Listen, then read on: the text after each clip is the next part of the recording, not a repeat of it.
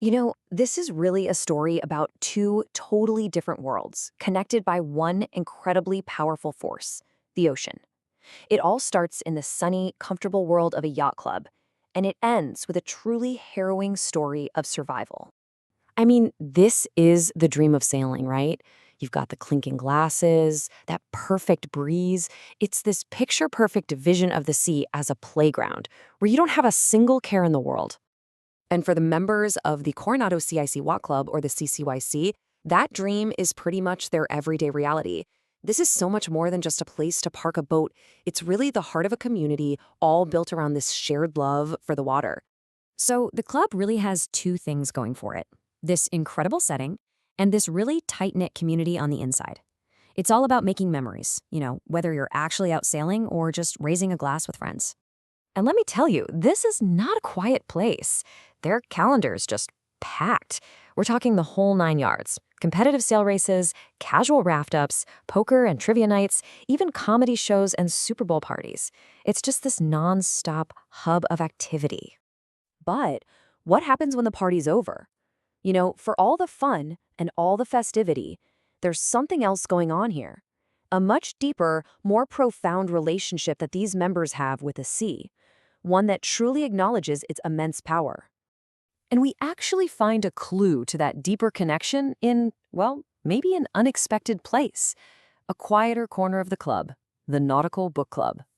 So yeah, in the middle of all those parties and races, you've got this group that gets together. And they're not just sailing on the water, they're exploring its depths through books, sharing these incredible stories of the sea. And their upcoming book choice, well, it says a lot. They've picked A Marriage at Sea by Sophie Elmhirst, a critically acclaimed bestseller. But let's be clear, this is not your typical light and fluffy beach read. Not at all. In fact, the club's own newsletter describes the book perfectly. It's the true story of a couple whose dream voyage is absolutely shattered when a whale, of all things, destroys their boat, leaving them completely stranded. Talk about going from celebration to catastrophe in a heartbeat. So, this is where our story takes a massive turn. We're leaving the comfort of that yacht club way behind and diving headfirst into the heart of a real-life survival epic. Just listen to this description of the moment their boat sank.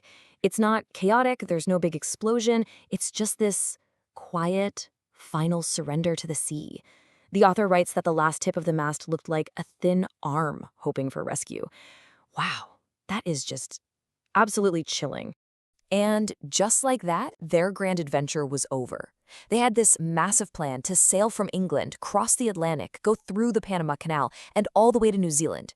Instead, they found themselves utterly alone in the vastness of the Pacific. What happened next was an almost unbelievable test of survival. It's one of those stories that really just pushes the limits of human resilience. 117 days. Just try to wrap your head around that.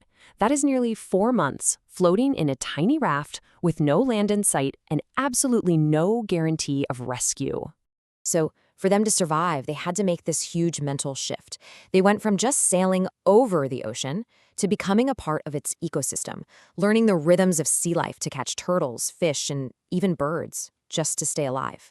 They did eventually write their own book about the whole ordeal. And what's so fascinating to me is that they filled it with maps and diary entries and all these drawings as if they needed to present a collection of evidence to prove to the world and maybe even to themselves that this incredible story was actually real. Which, okay, brings us full circle, right back to the yacht club. It makes you wonder why. Why would a group of people who enjoy the sea for pleasure choose to read a story of such profound hardship? I mean, you couldn't ask for a more jarring contrast. On one hand, you have club members enjoying a refined, low tea. It's the very picture of perfect comfort. On the other, they are immersing themselves in a story of two people who knew exactly what it was to live at the edge of death. And this really gets to the fundamental truth of the ocean.